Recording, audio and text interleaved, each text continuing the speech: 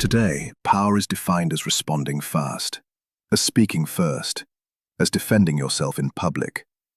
And the system trains you for it, because notifications arrive, and impulses fire, and reactions follow, one after another, until responding feels like control, even though every reaction pulls you out of your center and drops you straight into someone else's game.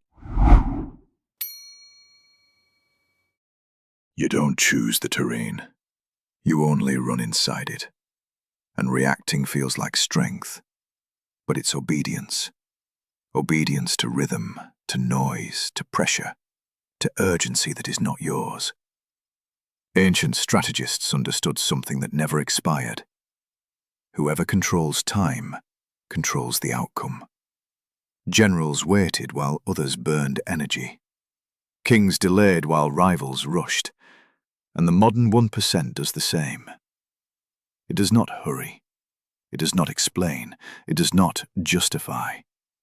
It watches how others move. And right there, without announcing it, it begins to win. Most people don't live. They react. They spend the day jumping between stimuli, a message, a criticism, an emergency, and someone provokes and they respond. Someone questions, and they explain. Time tightens, and they decide fast but poorly.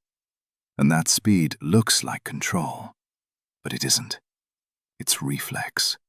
It's movement caused by an external push. In war, the soldier who reacts to noise falls before the one who reads the terrain. Today, the battlefield is digital, social, psychological.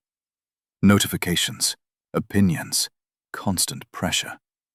Every reaction reveals a crack, and the one who learns where that crack is can begin to guide your movements. You don't lose when you fail.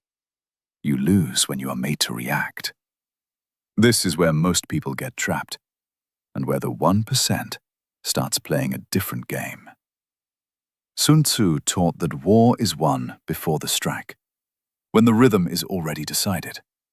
Reacting quickly looks efficient, but in strategy, it is submission. It means you accepted the other person's urgency. It means you entered their speed. Real dominance appears when you break that tempo. The attack arrives and does not get the expected response. There is no immediate defense, no explanation, no clash. A strategic gap forms. The other advances, expecting resistance, and finds silence. Expects pressure, and meets calm. In that moment, orientation is lost. This happens today in negotiations, in conflicts, in high-pressure decisions. The one who does not react forces the other to move again, to reveal more intention, to spend more energy. Time begins to work in their favor. It is not passivity. It is control. Control of rhythm, of mental space, of sequence. And when you control time, you are already deciding the outcome, even if it doesn't look that way yet. Machiavelli observed something few are willing to accept. Real power is not displayed. It is administered. The moment you react, you reveal a need to answer, to defend, to correct perception. Silence asks for nothing. Silence holds position. At court, just as today in markets or on social media, exposed emotions are free intelligence. Every impulsive word, every rushed explanation, every emotional defense teaches the other exactly where to press next time. Whoever watches you react learns how to move you. No force is required, only repetition. The one who remains silent observes without exposing themselves, not because they feel nothing, but because they do not negotiate from emotion. The 1% understands this. It does not answer the first stimulus. It does not explain under pressure. It does not enter foreign rhythms. It maintains opacity, controls the frame, and in that space where the other waits for a reaction that never comes, power begins to shift. This is where the mental weapon starts to take shape. Strategic non-reaction is not emotional coldness. It is not indifference. It is decision. It is consciously choosing when not to respond. Suppressing emotion pushes it inward. Mastering reaction prevents it from driving your movement. These are not the same thing, and the 1% knows the difference. That's why it never reacts to the first impact. The first hit is not meant to defeat. It is meant to move you, to knock you off position. The first reaction always comes from ego. It wants to defend, to clarify, to impose. Power does not obey that impulse. It waits. It reads the full board. Like a chess player, it does not move from anxiety. It moves from advantage. Every silence is an evaluation. Every pause is a correction of tempo. Non-reaction does not stop the conflict. It reshapes it. It forces the other to advance alone, to expose intention, to burn energy. And while one acts from impulse, the other is already deciding from position. In every conflict, there is more than words. There is a battle for the frame. Insults, disrespect, provocations do not seek dialogue. They seek reaction. The common mistake is to defend ego, to respond fast, to return the blow. In strategy, that is falling into the trap. Initial silence breaks the pattern, not as escape, but as observation. While the other pushes, expecting response, you read intention, rhythm, weakness. The delayed response, or the absence of one, shifts the balance. The provocateur starts talking too much, exaggerating, losing control. They stop leading and start chasing. In war, the enemy who gets no response loses order. In life, it works the same way. The one who needs your reaction is already below you. Every rushed decision benefits someone, and it is rarely you. Pressure accelerates mistakes, narrows vision, creates false urgency.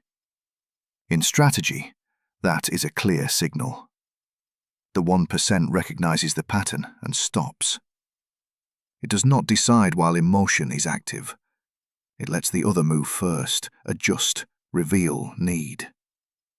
Sun Tzu understood that the impatient enemy is already giving ground. Waiting is not hesitation. It is repositioning. Time cools emotion and exposes truth. When urgency disappears, advantage appears. The one who waits buys cheap. The one who rushes pays expensive. In relationships, power is not discussed. It is felt. Ignored messages, attention games, strategic silence. The mass mistake is reacting with anxiety, competing for attention, accelerating the bond. The strategy is maintaining your own rhythm. Not chasing, not demanding, not over-explaining. Machiavelli knew it. The one who does not beg gains value. Emotional control changes the dynamic without words. When you don't react to absence, the other senses imbalance. Intermittent attention no longer controls you. Interest reorganizes. In social dynamics, as in war, the one who controls rhythm controls perception. Emotional mastery creates attraction and respect. Mastering this weapon has a cost. Not reacting will make you seem cold. Some will get irritated. Others will read your silence as challenge. Power always disrupts, because it breaks expectations. The uncomfortable truth is that approval and control do not coexist. Every time you choose not to react, you lose superficial approval and gain internal position. The 1% accepts that cost without drama. It does not seek to be liked, it seeks stability. It does not explain its silence, it sustains it. In strategy, losing sympathy is sometimes gaining control. Losing approval is the price of command. In the end, war is not won with force, but with direction. Reacting is obeying stimulus, noise, external pressure. Not reacting is choosing movement, setting tempo, directing without announcing it. Every time you respond from impulse, someone else decides for you. Every time you hold silence, you reclaim ground. You don't need to confront everything to win. Just observe how many times the day tries to move you. A message, a criticism, an urgency. That's the test. The board is invisible, but it is moving. And the one who controls reaction controls the board. Watch yourself today, without judgment. That's where you'll discover who is really in command.